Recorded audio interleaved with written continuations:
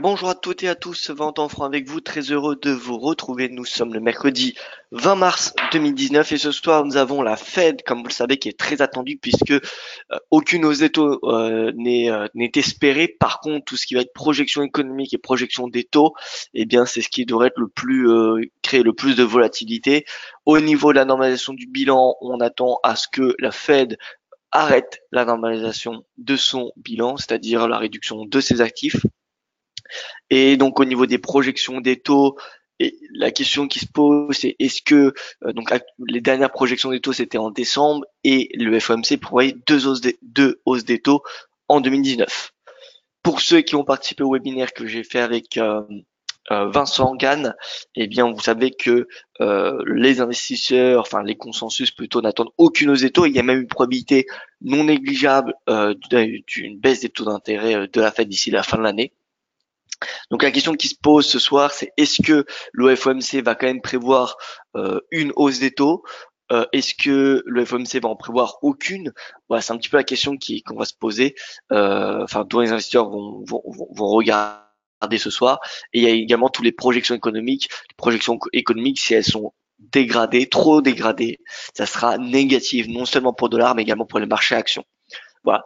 Les marchés actions, faut qu'il y ait des projections économiques bonnes et des taux bas. C'est le meilleur environnement pour les marchés actions.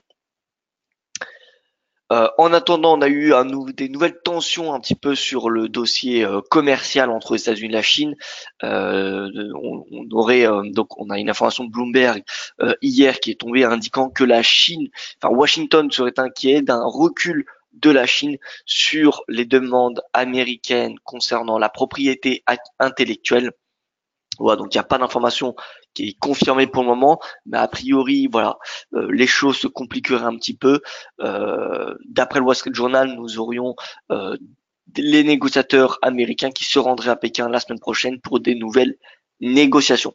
Donc voilà, donc on voit bien finalement depuis plusieurs semaines, on a des signaux mitigés sur le dossier commercial. Il y a des jours où on a des bonnes informations, que l'accord avance et qui sont proches d'un accord, et il y a d'autres jours comme hier où il semblerait que en fait, qu'il n'y ait pas réellement d'avancée et qu'on est très loin finalement encore d'un accord. Donc voilà, pour un moment, rien n'est fait au niveau de cet accord commercial. Et voilà, donc la tension se porte sur la Fed à court terme. Comme d'habitude, je vous invite à prendre connaissance de l'avertissement gaz sur risque. Donc cette présentation est indicative et ne saurait être considérée comme un conseil ou une recommandation. Le trading avec effet levé implique toujours les gains et les pertes. Un compte risque limité prend un risque de perte du capital investi. L'investissement sur compte titre prend un risque de perte en capital. Voilà. Alors, bonjour à tous, bonjour moi, j'espère que vous allez bien. François, que je salue également. Alors oui, merci, je vais très bien, Julien, merci. J'espère que vous aussi, vous allez bien. Frédéric, bonjour à tous. Eh bien, écoutez, bonjour Frédéric. Jean-Gilles, Maya, Gérard, Gérard et Raymond, bonjour à vous. Voilà, bonjour à toutes et à tous. Alors concrètement, hier et ce matin, on a plutôt des actifs dans un ordre dispersé. On n'a ni l'appétit ni de la version risque. On voit qu'à Wall Street déjà, ça a clôturé dans un ordre dispersé. On a eu certes les techs qui ont progressé de plus 0,31%, mais le S&P qui a clôturé à l'équilibre et le Dow Jones qui a clôturé dans le rouge. On a le VIX qui a reculé davantage hier. Alors pourtant, il me semble qu'il a avancé. On va vérifier cela. Le DXY qui a avancé, qui a rebondi. Rien d'étonnant avant la Fed. C'est un petit peu, voilà, il n'y a pas vraiment de mouvement. Hein. Ça consolide finalement. On n'a pas eu un rebond majeur. Ce matin, qu'est-ce qu'on a? On a le yen qui recule, le gold également. Donc on peut pas dire qu'on a vraiment de l'aversion. Mais en même temps, on a les indices comme le Nikkei et le MSCI Asie et Japon qui sont en baisse. Ah pardon, le Nikkei est en hausse. Pardon, excusez-moi, décidément ce matin. Donc le Nikkei qui est en hausse, mais le MSCI Asie et Japon qui est en baisse.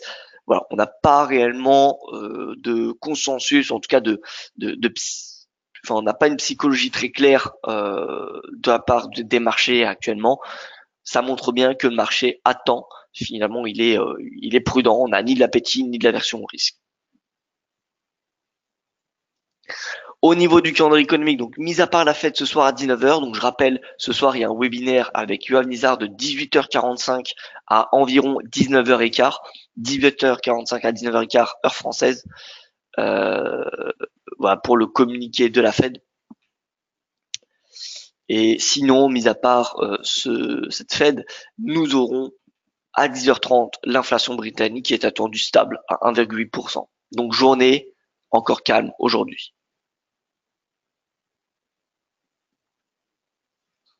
Voilà, on va regarder tout de suite le VIX. Alors le VIX a clôturé hier à 13,5.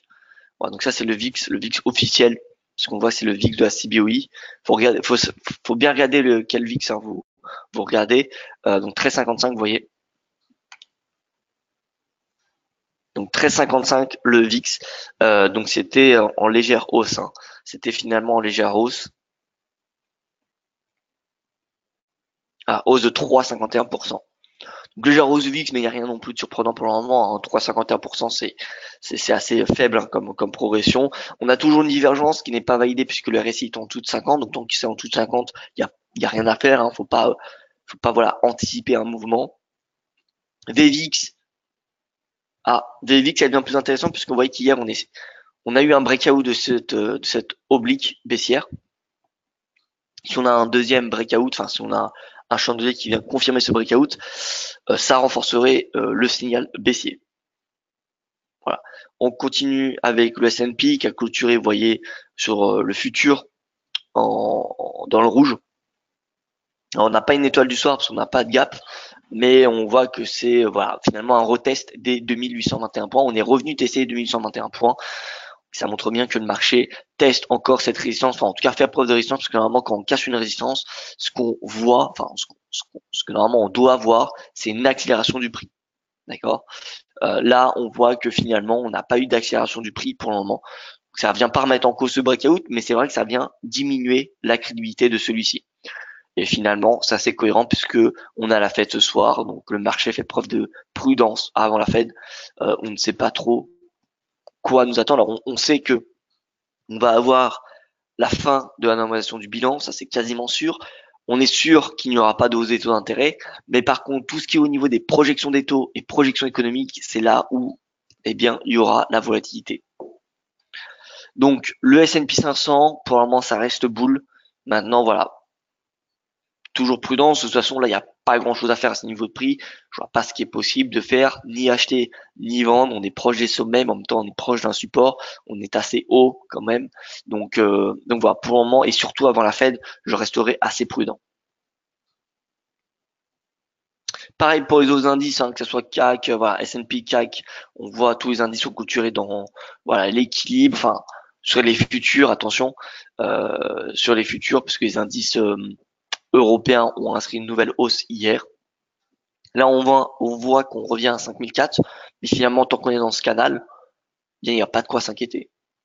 Je vais l'ajuster, ce canal. Voilà. Donc, c'est ajusté. Donc, tant qu'on est dans ce canal, il n'y a pas de quoi s'inquiéter pour le moment sur le CAC 40. Si on y sort par le bas, bon, bah, ça sera direction 5002 puis 5000 points. Mais voilà, on peut avoir une petite correction, on peut avoir un retour à 5350. Ça me semble possible. Voire même 5284. Mais plus bas, ça me semble assez compliqué pour le moment. Au niveau du DAX, alors le DAX, on est à 11 710, pardon, 11 710, ça reste boule. On est venu tester un moyen mobile à 200, qu'on n'a pas clôturé au-dessus, comme on peut constater, mais voilà, on n'a pas de signaux baissiers pour le moment.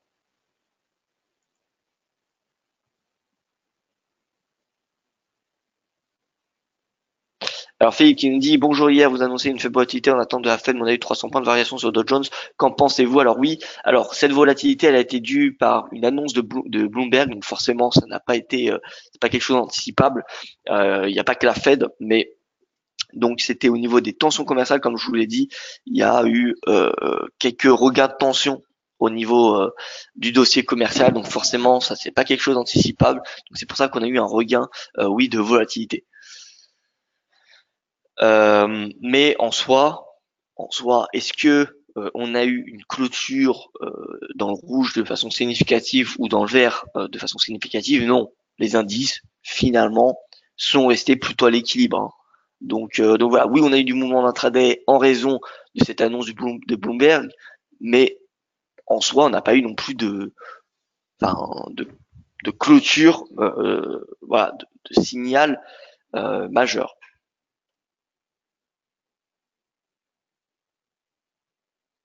Alors, en intraday, c'est surtout le RSI à 50 en unité horaire que vous surveillez pour établir une tendance ou la sortie des bandes de Keltner.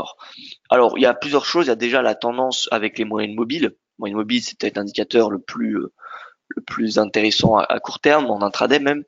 Le RSI 50, évidemment, c'est également intéressant puisque le RSI indique le momentum, donc finalement la direction de la pression. Est-ce que la pression est plutôt acheteuse ou est-ce que la pression est plutôt vendeuse sur le prix? Et ensuite, les bandes de Keltner, les bandes de Bollinger, c'est plus pour des signaux. D'accord? C'est plus pour des signaux d'entrée. Alors, ce que je vois en intraday, me demande François. Euh, eh bien, c'est plutôt voilà, de la consolidation. Maintenant, on n'est pas à l'abri des tensions commerciales, mais globalement, ça devrait rester assez calme, je pense, jusqu'à ce soir. Le marché va attendre le compte rendu de la Fed. Donc, euh, donc voilà, soit on a un compte rendu de la Fed qui est plutôt négatif, enfin, on va dire où on a des taux, encore au moins une hausse des taux qui est attendue, et dans ce cas-là, ça devrait être négatif pour le marché action. Par contre, dans le cas contraire, euh, si nous avons aucune hausse des taux attendue par le FOMC, mais et des projections économiques qui restent plutôt bonnes, dans ce cas, ça sera très très bullish pour les marchés actions. Donc il n'y aura pas que les taux ce soir qui seront à surveiller, ce sera également les projections économiques. Donc voilà. Donc pour les marchés actions, je ne m'attends pas à de grands mouvements aujourd'hui. Voilà, on a des bornes, on a 11 177, mais bon, honnêtement, euh, voilà, il n'y a pas grand-chose à surveiller, je pense, en intraday, ni sur le forex, ni sur les indices. Honnêtement, ça devrait être assez calme. D'ailleurs, sur le FX intraday, en horaire, l'euro-dollar, on voit qu'on a des chandeliers extrêmement faibles. On n'a plus de volatilité. Vraiment, le marché, il est en pause. Comme à chaque fois avant la Fed, souvent, eh bien, c'est en pause. Regardez, en 4 heures depuis le début de semaine. Et puis, début de semaine, on est à l'équilibre. Donc là, eh bien, c'est soit on vient chercher les 1,13 lors des prochaines heures, enfin plutôt demain matin, ou soit on vient chercher 1,14. En tout cas, à mon avis, il y aura du plus 100 ou du moins 100 pips. Alors pas dans l'immédiat, mais on va dire dans le mouvement qui va suivre la Fed. Alors pour regarder la Fed, il faut regarder également le DXY. Qu'est-ce qu'on a sur le DXY? On a une divergence haussière. Donc moi, ce que je m'attends, c'est qu'en intraday, avant la Fed, on ait un rebond du dollar. Voilà, d'un point de vue technique, on a un rebond du momentum. Donc ça pourrait permettre un rebond du prix. Un rebond du prix, pas de façon majeure, mais au moins un retour à 96,15. Vous voyez, ça me semble possible en intraday. Donc je m'attends à une légère surperformance du dollar en intraday avant la Fed. Après, tout va dépendre de la Fed. Je ne vais pas vous dire que ça va être boule après la Fed, parce que je ne sais pas ce que va dire la Fed. Mais voilà, aujourd'hui, dans la séance européenne, je m'attends à ce que voilà, les indices soient plutôt bullish. Les indices, pardon, le dollar soit plutôt bullish. Donc légère, très très légère baisse de l'euro, hein, parce que voilà, ça devrait être de façon mineure. Le GBP également. Alors le GBP, vous voyez, qui revient à 1,32. Voilà, c'est direction 1,32 en intraday finalement, pas plus bas, hein. Honnêtement, 40 pips de baisse, je pense que c'est le maximum qu'on peut s'attendre, à part si on a une news sur Brexit. Mais voilà, je vois pas ce qui est possible de faire davantage. Euh, alors, sur le DAX, votre trendline du RSI a été cassé. Oui, en effet, la trendline du RSI a été cassée. Mais donc c'est un signal bearish, mais voilà, le momentum n'est pas suffisant pour passer à l'achat ou à la vente. Et pour le moment sur le DAX, on n'a pas de signaux vendeurs. Donc c'est pour ça que je passe pas à la vente finalement sur le DAX. Il y a un moment ou un autre où le RSI casse son oblique. Parce que, à l'inverse du prix, le RSI est borné. Donc, il peut pas dépasser 100. Donc, il y a un moment ou un autre, le RSI va casser l'oblique. D'accord? Donc, c'est normal. C'est un signal vendeur, un signal baissier, mais c'est pas suffisant pour passer à la vente. Pourquoi le CAC est positif alors que pourquoi le PX1 est négatif alors que le CAC est négatif? Alors, parce que le CAC qui est fourni ici, ça prend en compte le contrat futur et donc l'ouverture du contrat du CFD. Donc, à quelle heure ouvre le CFD du CAC 40 chez IG? Eh bien, ça ouvre, il me semble, à minuit. On va enlever la plage horaire. On se met en 1 heure. Voilà, donc vous voyez, ça ouvre à minuit. Donc, Là, la performance qu'on a ici, PX1, le PXI, pardon, c'est depuis minuit. Or, la cotation officielle, elle ouvre à 8 heures. C'est pour ça que moi, j'affiche seulement de 8 heures à 16h30. Heure de Londres, pardon. Je parle bien heure de Londres. Donc, de 9h à 17h30, c'est la cotation officielle. Donc là, la cotation officielle, qu'est-ce qu'on fait? On fait un gap baissier qu'on est en train de combler. Gap d'ouverture.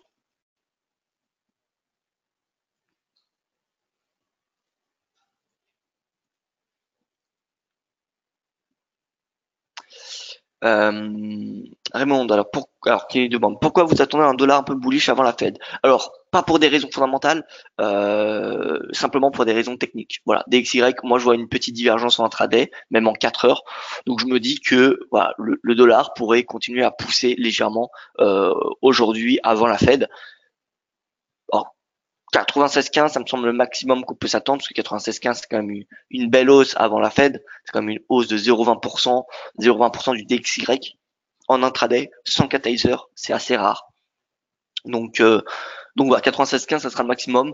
Mais concrètement, je m'attends, oui, à une légère progression du dollar avant la Fed pour des raisons techniques. Voilà, donc l'euro, très très très légère baisse. Honnêtement, voilà, quand je dis une très légère baisse, c'est voilà, une vingtaine de pips. Hein. Le GBP USD peut-être un peu plus parce qu'il est plus volatile en ce moment. Donc voilà, une trentaine. Mais voilà, ça me semble compliqué de faire davantage. Au niveau de l'USD Yen, alors l'USD Yen, on regarde la clôture journalière, on n'a pas vraiment clôturé en dessous. En tout cas, si on a clôturé en dessous, on n'a pas eu un chandelier dans le rouge. Donc, on peut pas vraiment dire qu'on a eu un signal baissier hier. D'accord.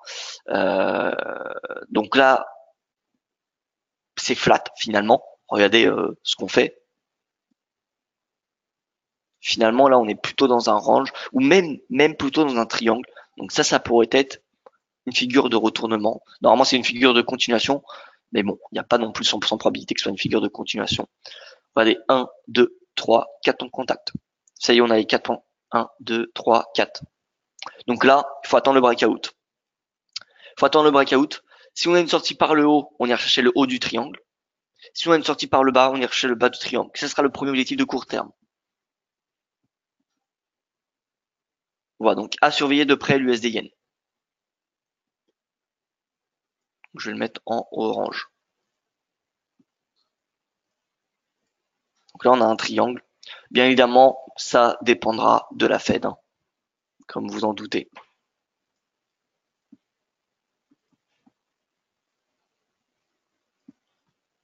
Voilà l'USD Yen. Donc triangle symétrique. Triangle symétrique. Au niveau du RSI, il n'y a rien à dire. Il n'y a pas de signaux. Au niveau de l'unité temps horaire, non plus. Vous voyez qu'on consolide à court terme entre 61, enfin 62 et 38% de retracement de Fibonacci de cette tendance.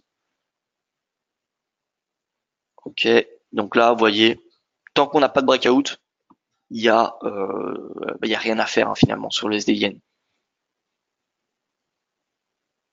La confirmation d'un triangle se voit sur une bougie daily. Alors pas forcément, ça dépend sur quel unité de temps vous tracez votre triangle. Ça peut se faire sur le horaire, ça peut se faire sur 4 heures, sur le daily. Bien évidemment, plus l'unité de temps est longue, plus le signal est puissant. C'est-à-dire qu'il y a un breakout, une clôture horaire, c'est un signal, mais c'est un signal qui est moins important, moins crédible qu'un signal en daily. Alors Philippe qui a demandé est-ce que Monsieur Bollinger a-t-il publié sa présentation sur YouTube à propos de sa volatilité. Alors il me semble pas. Alors c'est pas Bollinger, c'est IG Bank puisque la conférence a été organisée par IG Bank. Alors IG Bank c'est IG mais en Suisse, hein, parce que IG en Suisse c'est une banque. Ça n'a pas été publié sur YouTube pour le moment, il me semble. Écoutez, on va regarder rapidement. Il me semble pas. Hein, je pense que sinon on me l'aurait dit. Alors.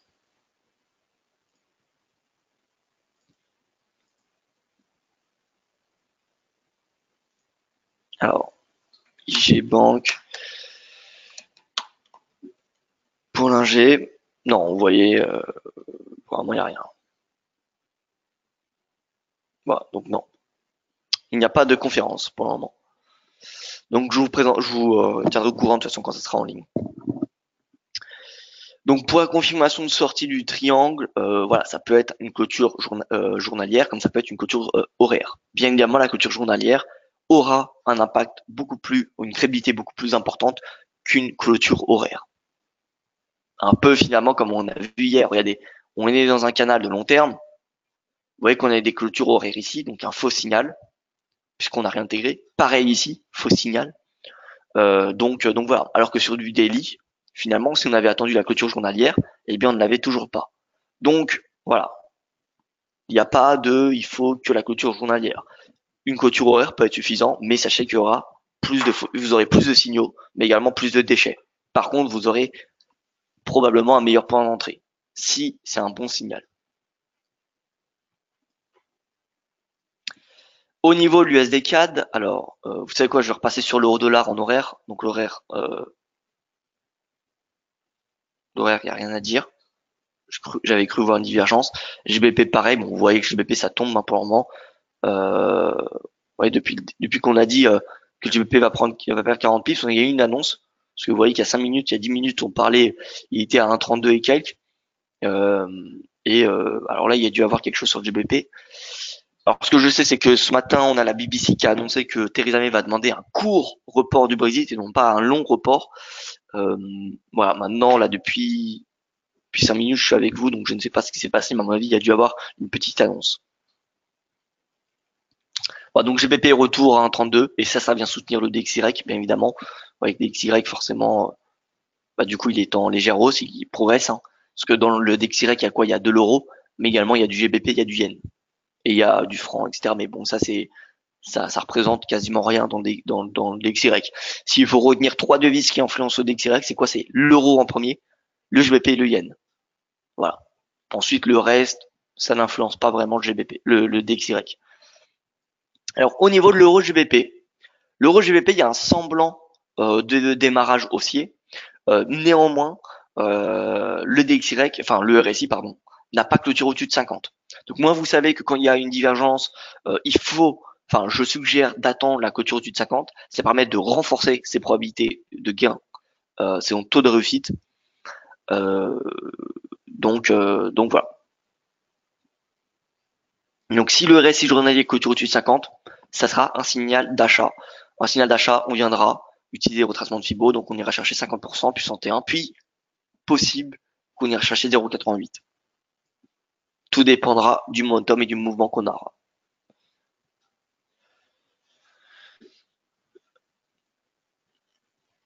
Alors, au niveau de l'AUD USD, alors il n'y a rien à dire sur l'AUD USD, le NZD de même. Alors l'AUD NZD, regardons l'AUD NZD qui est particulièrement surveillé à court terme. L'AUD NZD, pour le moment c'est toujours baissier, hein. On est toujours sur un moyenne mobile à 20 jours. En 4 heures, on n'a pas de signaux bullish. On n'a pas, comme vous pouvez surveiller. Le RSI les boules, ça c'est bien. Le cours est au-dessus de la moyenne mobile avant période, ça c'est bien, mais c'est que sur du court terme. Pour le moment, c'est que du court terme. En daily, on n'a pas de signaux. On n'a pas de signaux baissiers. Haussiers, pardon. Bon, et au niveau de l'or qui est venu tester 1310 hier, mais qui a été rejeté. Pourquoi? Bien parce que déjà on a vu de l'appétit pour le risque, et en plus on a vu un dollar qui rebondissait. Donc forcément les deux ensemble, ça n'est pas bon pour l'or, et l'or qui est actuellement 50. À l'image finalement de la consolidation du dollar, c'est neutre. L'or, c'est neutre à court terme. Donc là, il va probablement revenir chez 1300, parce que comme je vous l'ai dit, je pense que le dollar a une petite marge de progression en attendant la Fed, d'un point de vue technique. Donc ça vient faire pression sur l'or.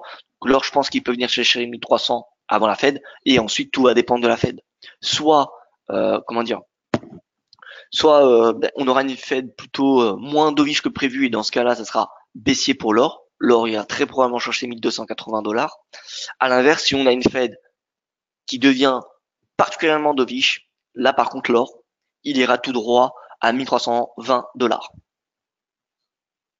Voilà, donc tout va dépendre aujourd'hui, comme vous le savez, de la Fed.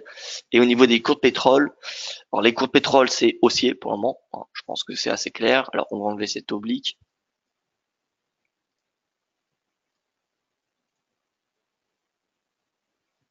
Bon, donc pour le moment, c'est boule, que ce soit en 4 heures ou même en journalier, puisque bon, on n'a pas des chandeliers non plus hyper grands, mais on voit quand même qu'on est au-dessus de la bande supérieure de Bollinger, donc ça, c'est plutôt positif. Et le RSI en plus de ça, il est à 66, ce qui est quand même un momentum assez boule, d'accord. Donc pour le moment, on n'a pas de signaux vendeurs sur l'or, sur le pétrole, il n'y a pas de signaux vendeurs. Donc ça, c'est sur du journalier. En 4 heures non plus, on n'a pas de divergence. Pour le moment, ouais, ça reste boule, hein. On n'est pas à l'abri d'une petite respiration, d'un retour à 58. Vous voyez, mais 58, c'est pas grand-chose. Finalement, c'est un pullback au-dessus de cet ancien sommet. D'accord? Donc on n'est pas à l'abri d'un petit repli à 58. Mais finalement, pour le moment, le pétrole, il reste bullish.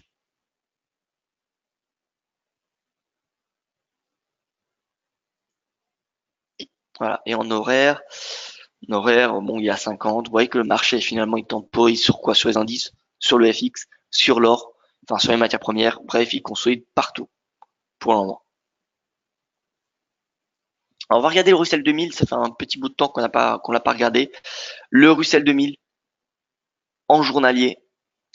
Ce qui est intéressant à constater, c'est que le Russell 2000 n'a pas dépassé son ancien sommet de février, à l'inverse du S&P. Donc il y en a un des deux qui lag, c'est-à-dire qui est en retard, ou en tout cas qui nous indique un faux signal. Soit c'est le Russell 2000 qui est en retard par rapport au S&P, ou soit c'est le S&P qui s'est emballé et qui est finalement le signal est baissier puisque le Russell 2000 est toujours sous ses plus bas. Donc il y en a un des deux qui ment. Mais évidemment, il n'y a pas de 100% de probabilité que d'un scénario, d'accord. On ne peut pas savoir si lequel ment. On va le savoir lors des prochaines séances finalement. Mais pour le moment, ce qui est intéressant à constater, c'est que oui, on a eu un breakout sur le S&P, mais on n'a pas non plus tous les indicateurs qui sont dans le vert, à l'image du Russell 2000. Voilà. Donc wait and see. Je pense que c'est une bonne phrase. Wait and see. Voir, constater, enfin surveiller ce qui va se passer. En tout cas, il y a deux zones qui me semblent intéressantes à surveiller. Il y a cette zone de prix, donc ça c'est la résistance, et le support qui est ici.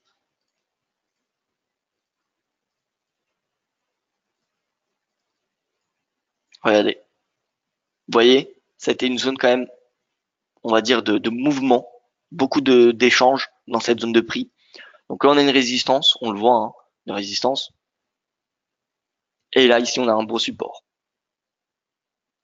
Donc, je pense que si on a une correction, si on commence à avoir une correction des marchés actions, comment on pourrait avoir une correction des marchés actions? Si par exemple, on a une Fed qui prévoit toujours, enfin, qui va prévoir une hausse des taux, voire deux hausses des taux. Bon, ça me semble compliqué qu'elle prévoit encore deux hausses des taux la Fed. Mais bon, imaginons qu'elle prévoit rien qu'une hausse des taux. Mais que dans le même temps, elle revoit la baisse de façon importante ses prévisions économiques, eh bien, ça sera très, très, très négatif, je pense, pour les marchés à actions. Voilà. On pourrait s'attendre à une baisse de 5%. Surtout sur les small caps, ce que représente le Russell 2000.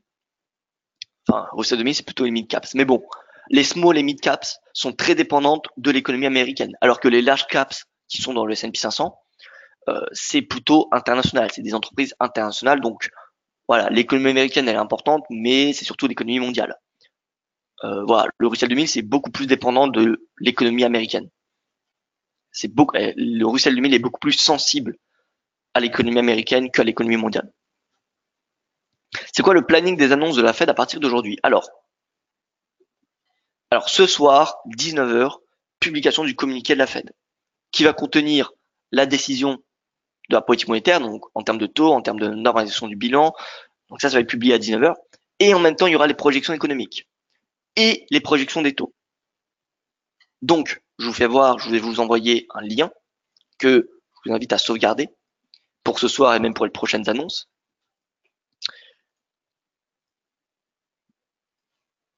Devant nous, nous avons le site de la Fed avec les récents documents. Donc là, on est sur la politique monétaire et on va s'intéresser au calendrier économique.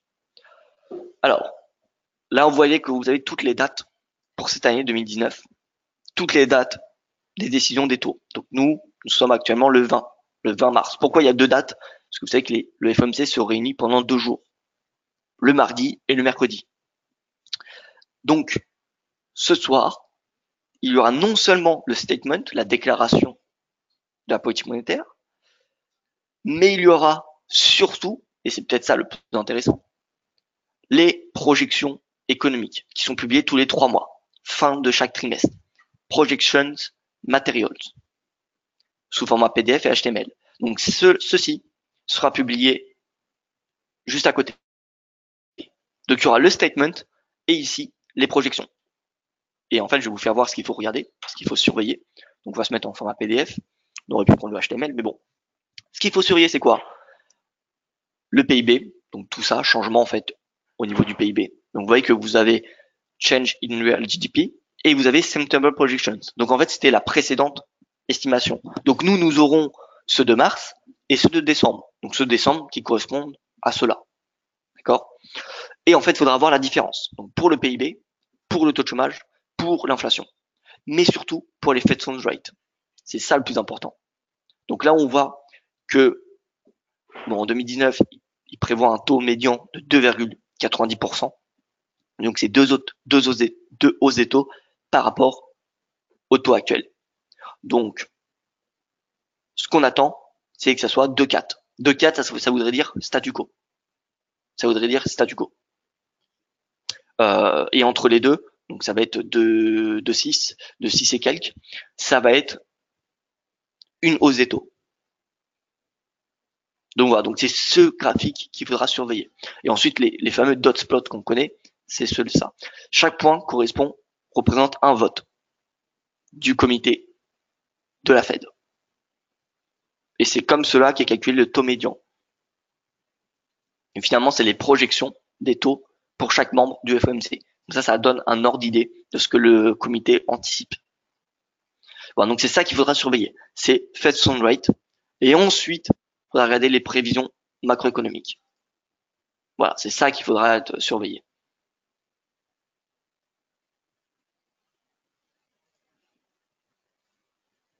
Donc oui, c'est une intervention majeure de la Fed ce soir. Et ensuite, 30 minutes plus tard, à 19h30, nous aurons le discours de Jérôme Powell. Donc Jérôme Powell qui fera un discours habituel, qui commentera le communiqué de la Fed, qui répondra aux questions. Quelle décision la Banque du Japon a prise par rapport au taux? Aucune. Statu quo. La BOJ reste plutôt dovish. Elle justifie la faible inflation en raison de la baisse des cours de pétrole, sauf que les cours de pétrole sont quand même en hausse de 30% sur un an, mais bon, cours de pétrole, et on a également le ralentissement de l'économie chinoise qui justifie la faible inflation. En tout cas, c'est ce que a indiqué la BOJ. Mais la BOJ est restée sur un statu quo cette nuit. Et boule pour l'or et l'euro. Alors, boule pour l'or et l'euro si la Fed devient plus dovish que prévu. Qu'est-ce que ça veut dire plus dovish que prévu? Bien, vous savez que le marché n'attend aucune hausse des taux cette année. Donc, elle s'attend à ce que ici soit marqué 2,4. C'est ce qu'on s'attend. Donc, si c'est 2,4, bon, ça va être baissier, mais ça a déjà été intégré dans les prix. Enfin, la plupart du mouvement a été intégré dans les prix. Donc, ça risque d'être baissier pour le dollar. Au-dessus, ça risque d'être plutôt boule. Par contre, pour les marchés à actions, ce qui est le plus important, bon, c'est les taux, mais c'est surtout cela.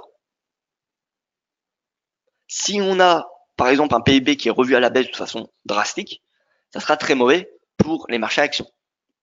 Parce que c'est-à-dire un ralentissement de l'économie, c'est les entreprises, hein, c'est pas le gouvernement. Donc oui, les Fed Funds Rate, ça va impacter le dollar, mais ce qui va impacter les marchés à actions, c'est les Fed Funds Rate plus cela. Voilà, le dollar sera peu influencé par la macro, par les projections macroéconomiques. Ce sera surtout les taux. Voilà, donc je vais vous envoyer le lien que je vous invite à surveiller. Donc, je rappelle, vous êtes sur le calendrier 2019 et ici, vous aurez le statement, donc le communiqué, et à côté, ici, vous aurez Projections Materials. Donc, je vous invite directement, dès que c'est publié à 19h, à aller directement sur Projections Materials. Lisez à la limite le communiqué après, hein, mais avant tout, aller sur les projections de matériel, ça sera ce qui créera le plus de volatilité normalement. Voilà, donc je vous envoie le lien.